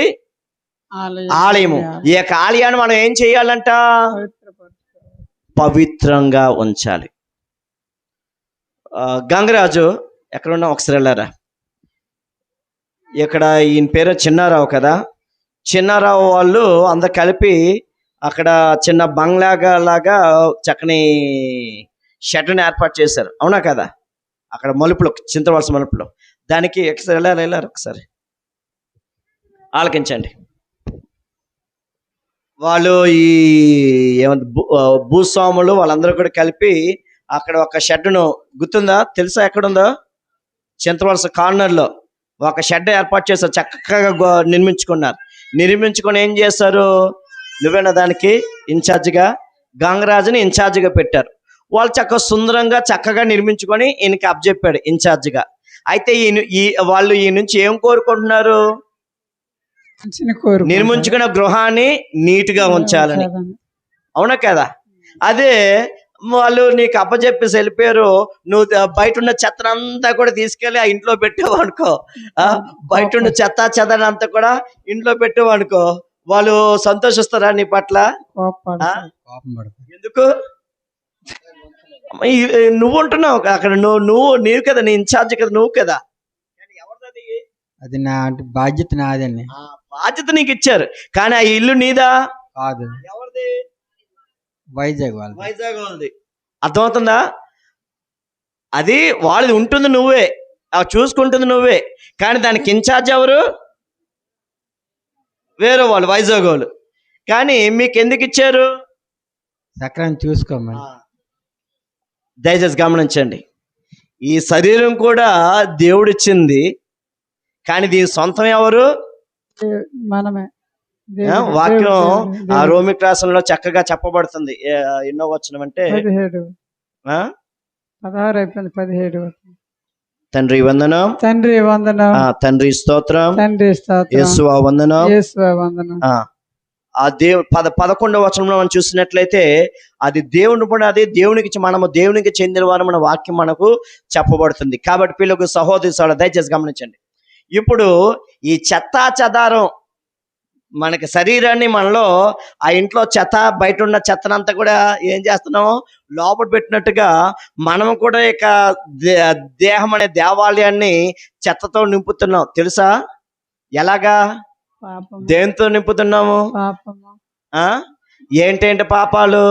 దొంగతనము, అక్రమాలు, చెడు చూపు, చెడు దృశ్యాలు చూడడం, కుర్రోలు పోర్నోగ్రఫీ చూడడం. తెలుసా పోర్నోగ్రఫీ అంటే? చెడు దృశ్యాలు చూడడం, చెడు మాటలు మాట్లాడడం, కోపము. లోపల ఏం పెట్టుకుంటున్నారు? చెత్త. కోపం అనే చెత్త, ఇతరుల మీద అసూయ అనేది లోపల చెత్త పెట్టుకున్నాం. అసూయ అనే చెత్త. ఇంకేం చెత్తలు? బయట ఉన్న చెత్త అంతకి తీసుకెళ్ళి ఎక్కడ పెట్టుకున్నాము? పక్కన అడగండి ఎంత చెత్త ఉందో మన హృదయంలో. చెత్తకుండి పక్కన అడుగు, చెత్తతో నింపావా అని. మన హృదయం చెత్తకుండి. మీ ఇల్లుని చెత్తతో నింపుతారమ్మా? మీ ఇళ్ళని చెత్తతో నింపుతారా? ఏం చేస్తారు? ఎప్పటికప్పుడు శుభ్రం చేస్తారు, నీట్గా ఉండాలని. మరి మీరు ఉండేదాన్ని అంత శుభ్రంగా ఉన్నప్పుడు దేవుడు ఉండేదాన్ని మనం ఇంకెంత శుభ్రంగా ఉంచుకోవాలి? ఉదాహరణకి దేవాలయానికి వచ్చినప్పుడు మనం ఎంత భక్తితో వస్తాం? ఆలకించండి. దేవాలయానికి వచ్చినప్పుడు మనం ఎంత భక్తితో వస్తాం, ఎంత శ్రద్ధతో ఉంటాం, ఎంత అణిగిమని ఉంటాం. మరి అంత శ్రద్ధ, అంత భక్తి, అంత అణుకువ మన శరీరం పట్ల చూపిస్తున్నామా? ఇదిగో దేవుని ఆత్మ వసించే ఆలయము నేను, దేవాలయాన్ని, దేవుడు నాలో ఉన్నాడు, దీన్ని అపవిత్రం చేయకూడదన్న ఆ యొక్క తలంపు మనలో ఉందా? మనం ఏం చేస్తున్నాము? ఏంటక్క? ఆ చెత్త అంతా తీసుకో. పక్కోళ్ళు చాలా చెత్త పట్టుకుని వస్తారు, ఆ చెత్తనంతా ఏం చేస్తున్నావు? చెప్పు నా లోపల ఏయ్. అమ్మా, ఆడవాళ్ళు అంతేనా చేస్తున్నావు? పక్కోళ్ళు ఏం తీసుకొస్తారు? పక్కోళ్ళు ఏం చేస్తారు? వాళ్ళ గురించి వీళ్ళ గురించి నవ్వడం కాదు, చెప్పండి. వాళ్ళ గురించి వీళ్ళ గురించి ఏం తీసుకొస్తున్నారు నీ దగ్గరికి? చెత్త తీసుకొస్తున్నారు. ఒక మాట, గ్రామంలో ఒక మాట, పక్కింటోళ్ళు తుడిచి ఆ చెత్తను మీ ఇంటి ముందు ఇంట్లో కూడా కాదు, ఇంటి ముందు చిన్న చెత్త ఉంచితేనే ఏం చేస్తారు? ఫైటింగ్. ఎందుకు? నీ ఇంటి ముందు ఉంచారని కనీసం ఇంట్లో కూడా తీసుకురాలేదు. లేదంటే పక్క ఇంటే నీరు కొద్దిగా మీ ఇంటి ముందుకు నీరు తెచ్చారు అనుకో, ఆ నీరు మీరు తుడిచి మీ ఇంటి మీద నీరు తెచ్చారు అనుకో, మీరేం చేస్తారు? నేను చూశానులే మా వీధుల్లో ఇక్కడ ఎన్నివాళ్ళు ఉన్నప్పుడు చూశాను. ఫైటింగ్ ఆడి వెంటనే ఆ నీటి మన ఇంటి నుంచి పక్కింటి తోసేస్తారు. ఎందుకు? నీళ్ళు శుభ్రంగా ఉండాలని, నువ్విండేళ్ళు శుభ్రంగా ఉండాలని.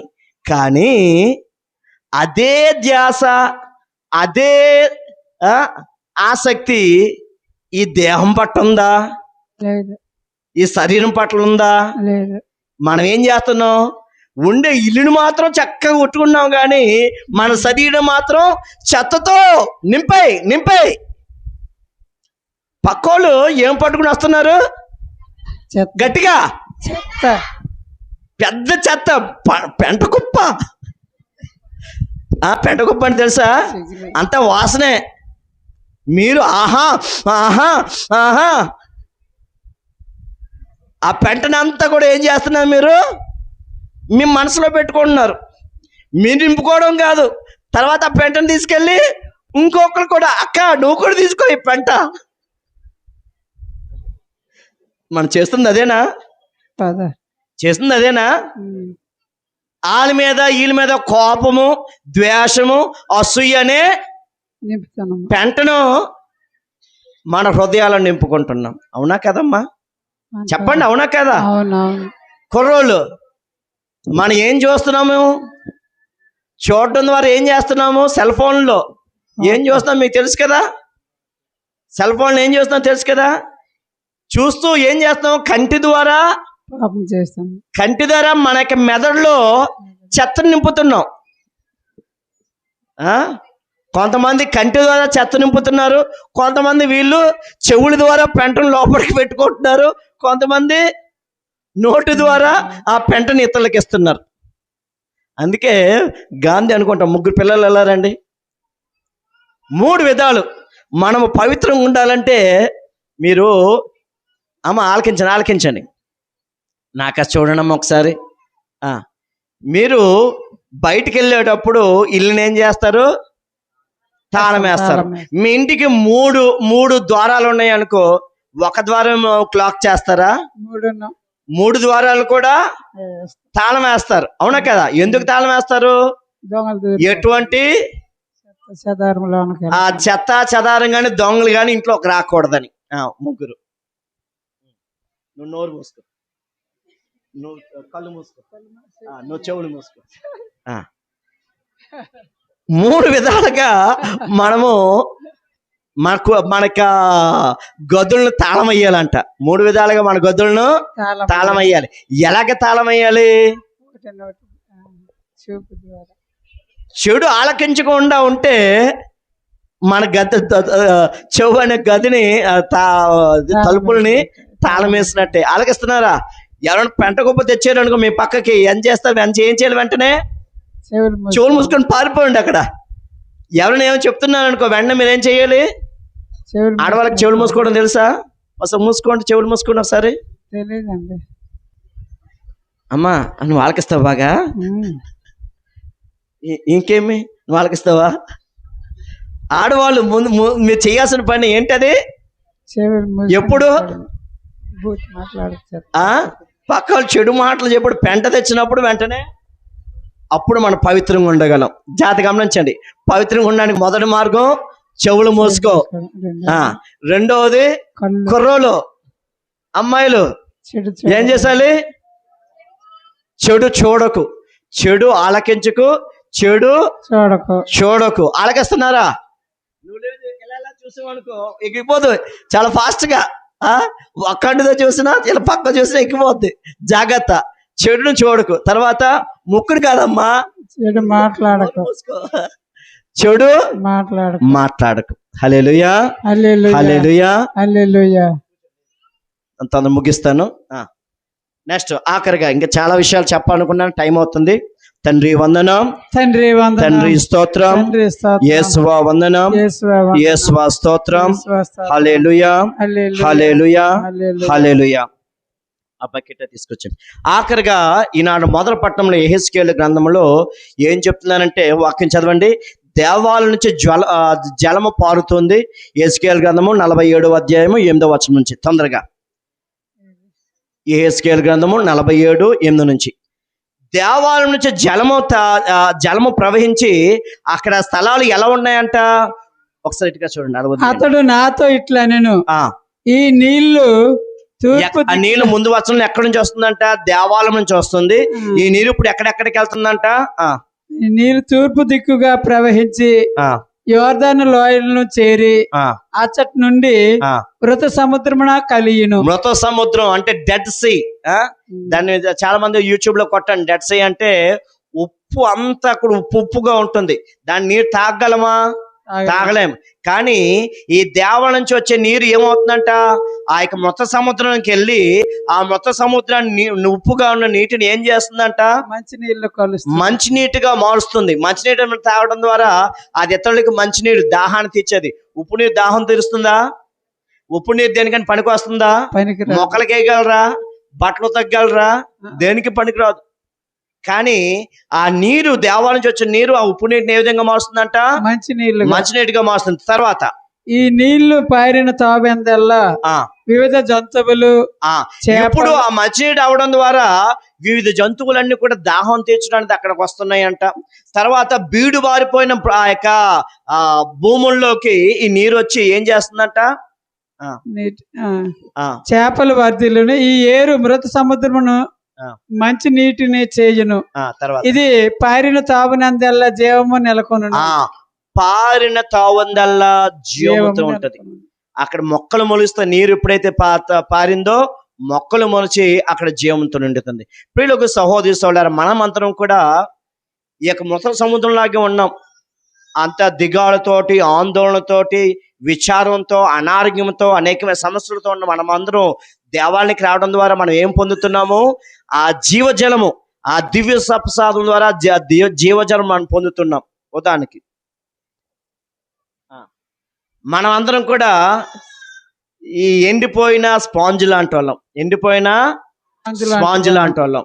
మనలో ఏం జీవం లేదు, ఆనందం లేదు, సంతోషం లేదు.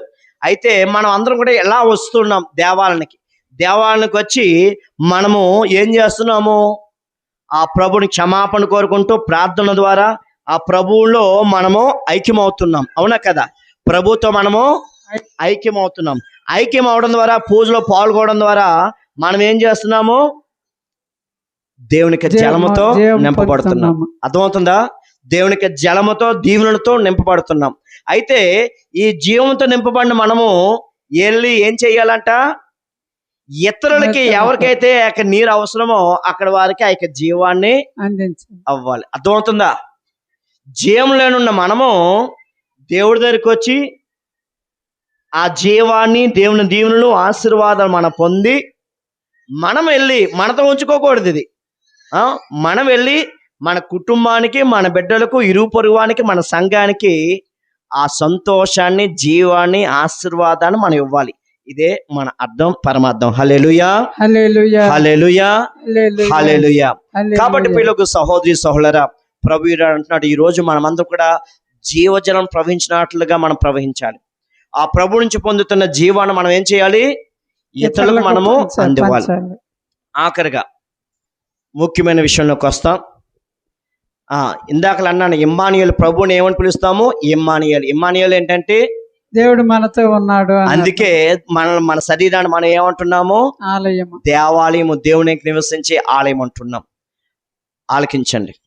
అయితే ఈ యొక్క దేవాలయాన్ని కొంతమంది అనుకుంటారు, ఇది నా శరీరము, నా ఎస్టిమేట్లో నేను చేసుకుంటాను, నా ఎస్టిమేట్లో తాగుతాను. ఇప్పుడు ఇంకోటి ఏంటి, కైనా ఏంటోదాన్ని, కైనా, గుట్కా ఉన్నాయా ఊర్లో? 5,000 ఏంటి, బొంగ అంటే అది కూడా ఏదో కైనా, బొంగు, ఇంకా గుట్కా, డీలక్స్, ఏంటి డీలక్స్. దేవుడా, ఇన్నున్నాయా? మనం ఏం చేస్తున్నాం అంటే, నా ఇష్టం, ఇది నా బాడీ, నా శరీరం అని చెప్పి దాన్ని తాగుతున్నాం. జాగ్రత్త గమనించండి. త్రాగుతున్నాం. తాగిన వాళ్ళు మనమే పాడైపోతున్నామా? ఒకటి వాక్యం చెప్పబడుతుంది, ఏంటది, ఆ దేహాన్ని పాడు చేయటం, దేవాలయం దేహాన్ని పాడు చేయటం మాత్రమే కాదు, మనం పాడవడమే కాదు. వృద్ధానికి ఎవరైనా తాగారు అనుకో, వాళ్ళే పాడైపోతున్నారా? చెప్పండి, వాళ్ళే పాడైపోతున్నారా? ఏమవుతున్నారు వాళ్ళ ద్వారా? అందరికి నష్టం. ఆ కుటుంబం కూడా పాడైపోతుంది. ఉదాహరణకి ఎవరైనా తాగేవాళ్ళు ఉన్నారు, తాగేవాళ్ళని చేస్తున్నారు, వారు పాడైపోతున్నారు, వారి ఆరోగ్యం పాడవుతుంది, వారి కుటుంబ ఆర్థికంగా పాడవుతున్నారు లేదా? పాడవుతున్నారు లేదా? వాళ్ళ పిల్లలు కూడా ఏమవుతున్నారు? పాడవుతున్నారు లేదా? వీడు ఎప్పుడు కూడా డబ్బుతోటి ఎలా తాగాలా, ఏం తాగాలి, ఏది నమ్మాలో ఆలోచిస్తాడు. కానీ పిల్లలు ఏం తిన్నారో, ఏ విధంగా బతుకుతున్నారు, భార్య కుటుంబంలో ఎలా ఉంది, ఏమైనా ఆలోచించారా? లేదు. ఇవి తాగిన తర్వాత ఇంటికి వచ్చి ప్రశాంతంగా ఉంటున్నారా?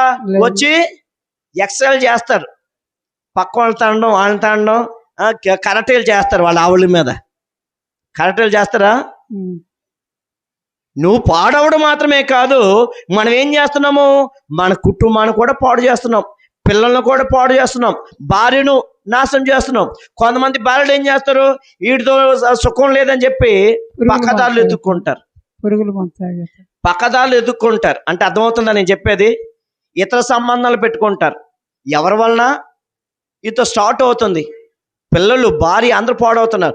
వాళ్ళు సంతోషంగా ఉన్నా, వాళ్ళు సంతోషంగా పోయారు. పక్కింటి సంతోషంగా ఉంటారా? చెప్పండి అమ్మా. పక్కింటి అలా ఫైటింగ్ ఆడుతుంటే మీరు ప్రశాంతం పడుకోగలరా? పక్కింటి వాళ్ళు కూడా నాశనం చేస్తున్నారు. అలాగే అందరూ 2-3 ఉంటే చాలు, ఆ గ్రామం ఎంత ఎలా అవుతుంది? ఈ మధ్య ఒక వ్యక్తి, నేను ఏ ఊరు పేరు చెప్పను ఎందుకంటే అందరూ ఉన్నారు కాబట్టి, ఫోన్ చేసి, ఫాదర్ గారండి, ఈ మధ్య ఈ పెన్షన్ తీసుకునే వాళ్ళు డబ్బులు వస్తున్నాయి కదా, ఈ పెన్షన్ తీసుకున్న వాళ్ళందరూ కూడా తెగ తాగుతున్నారు. తాగడం మాత్రమే కాదు, ఊళ్ళంతా కూడా గొడవ చేస్తున్నాడు. ఇప్పుడు జాగ్రత్త గమనించండి. మన దేహము దేవుని ఆలయము. మన ఆలయాన్ని ధ్వంసం చేస్తున్నాం. ఈ మన ధ్వంసం చేయడం కాదు, మీ పిల్లల్ని ధ్వంసం చేస్తున్నారు, మీ భార్యను ధ్వంసం చేస్తున్నారు, ఈ సంఘాన్ని కూడా ధ్వంసం చేస్తున్నారు. దీంట్లో ఇంకొకరికి పాత్ర ఉంది. ఎవరికి? సారా తయారు చేసేవాళ్ళు. ఆలకించండి. మీ సారా తయారు చేయడం ద్వారా ఏం చేస్తున్నారు? దేవుని ఆలయాన్ని ధ్వంసం చేస్తున్నారు. ఆలకించండి. సారా ఎవరు చేస్తున్నారు సరే, సారా తయారు చేసిన వాళ్ళు కావచ్చు, సారా అమ్ముతున్న వాళ్ళు కావచ్చు, మీ పని మీరేం చేస్తున్నారు? మీరు చెప్పండి, ఏం చేస్తున్నారు? దేవునికి ఆలయాలను ధ్వంసం చేస్తున్నారు. వాక్యం ఈ సందర్భంలో అందరికి కబడ్డా చెప్తున్నాడు. వాక్యం, దేవుని వాక్యం ఆలకించండి. వాక్యం చదవండి, 17వ వచనం. ఎవడైనాను దేవుని ఆలయమును ధ్వంసము చేసిన జాగ్రత్త గమనించండి. ప్రభు చాలా స్పష్టంగా చెప్తున్నాడు, దేవుని ఆలయాన్ని ధ్వంసం చేసినచో దేవుడు వానిని ధ్వంసము చేయును. ఏం చేస్తాడంట? దేవుడు వారిని ధ్వంసం చేస్తాడు. ఈ మాటలు నోట్ చేసుకోండి. సారా తాగేవాళ్ళు, సారా తయారు చేసేవాళ్ళు జాగ్రత్త గమనించండి. మీరు ఏదో డబ్బులు చేసుకుంటున్నాం, ఏదో అంటున్నారు అనుకుంటున్నారు, కానీ మీరు ఎవరితో యుద్ధం చేస్తున్నారు? ఎవరి మీద తిరగబడుతున్నారు? దేవునితో పోరాడుతున్నారు. జాగ్రత్త గమనించండి. దేవుడు చాలా స్పష్టంగా అంటున్నారు, నేను వారిని ధ్వంసం చేస్తాను, వారిని, వారి కుటుంబాన్ని ధ్వంసం చేస్తాను. జాగ్రత్త గమనించండి. సారా తయారు చేసే వాళ్ళు కానీ, అమ్మేవాళ్ళు కానీ, ఇదిగో డబ్బు వస్తుందని కానీ, ఆ డబ్బు వేరు వేరు రూపాల్లో నీ నుంచి పోతుంది.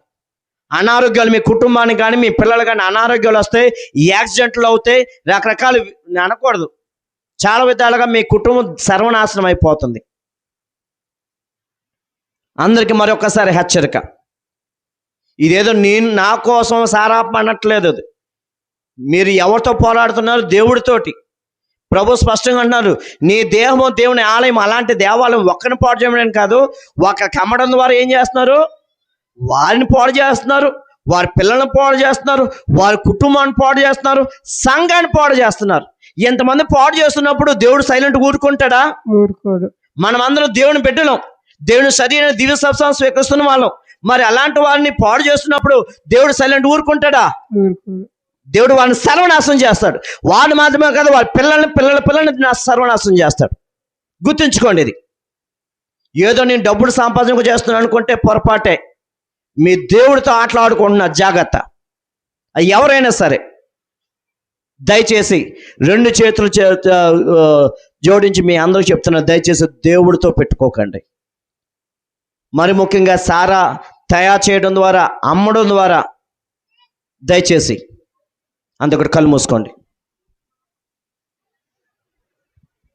ఒకసారి ఆత్మ పరిశీలన చేసుకో. ఈరోజు ప్రభు దేవాలయం గురించి ప్రభు మాట్లాడుతూ, మరి ఆ దేహం అనే దేవాలయాన్ని మనం ఎలా ఉంచుకుంటున్నాం, ఆ దేవాలయం పట్ల మనం ఎలాగ ప్రవర్తిస్తున్నాం,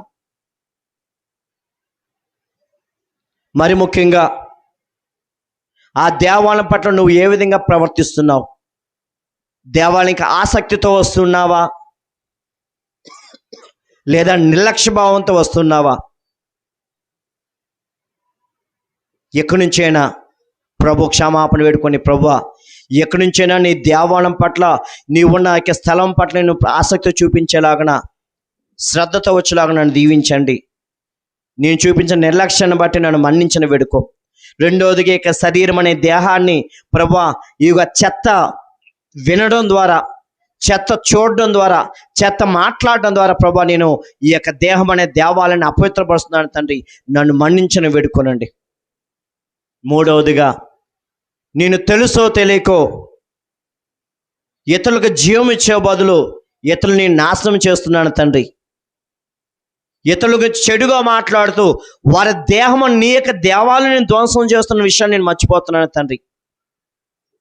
మీరు ఇతరుల గురించి, వాళ్ళ గురించి, వీడి గురించి చెడుగా మాట్లాడుతున్నారు, కానీ మర్చిపోవద్దు, నువ్వు ఆ యొక్క దేహం అనే దేవాలయాన్ని ధ్వంసం చేస్తున్నావు, వారి కుటుంబాన్ని నాశనం చేస్తున్నావు, గుర్తుంచుకో. మరి ముఖ్యంగా ఈ యొక్క వ్యసనాలు, సారా, గంజాయి, గుట్కా, వాటిని తాగడం ద్వారా, తినడం ద్వారా నీ శరీరాన్ని మాత్రమే నాశనం చేసుకోవటం లేదు, నీ బిడ్డల జీవితాన్ని, నీ కుటుంబ జీవితాన్ని కూడా నాశనం చేస్తున్నావు. సారా అమ్మేవాళ్ళు, గుట్కా అమ్మేవాళ్ళ జాగ్రత్త గమనించండి. నువ్వు వారిని మాత్రమే కాదు, వారి కుటుంబాలను కూడా నాశనం చేస్తున్నావు. అంటే మరి ముఖ్యంగా దేవునికి, దేవాలయానికి విరుద్ధంగా పాపం చేస్తున్నావు. ప్రభు సన్నిధిలో చేసిన పాపములకు పశ్చాత్తపడుతూ, ప్రభు మా తప్పిదములను మన్నించి ఎక్కడి నుంచైనా మేము పవిత్రంగా జీవించలేక మమ్మల్ని దీవించి, నీ మా యందు ఉంటూ మమ్ము, మా కుటుంబాలు, మా బిడ్డలను నీకు చల్లని దీవెనలతో, ఆశీర్వాదంతో నింపండి ప్రభుని వేడుకుందాం. ప్రభు మనందరితో ఉండనుగాక. అర్పణ గీతం పాడండి దయచేసి. ఈ యొక్క అర్పణ సమయంలో ఎవరెవరి కుటుంబాలు అయితే, ఏ కుటుంబంలో అయితే మీ కుటుంబ సభ్యులు త్రాగుడుతో ఉన్నారో లేదా సారాను తయారు చేస్తున్నారో వారి కోసం ప్రత్యేకంగా ప్రార్థించండి. దేవుడి క్షమాపణ వారిపై ఉండాలని, వారు మారు మనసు పొంది దేవునికి శిక్షకు గురి కాకుండా ఉండులాగన మీ కుటుంబ సభ్యుల కోసము, ఇరుగు పొరుగు వారి కోసం కూడా ప్రత్యేకంగా ప్రార్థించండి. అర్పణ గీతం. అనురాగ దీపాలతో అర్పింతు నా హృదయం,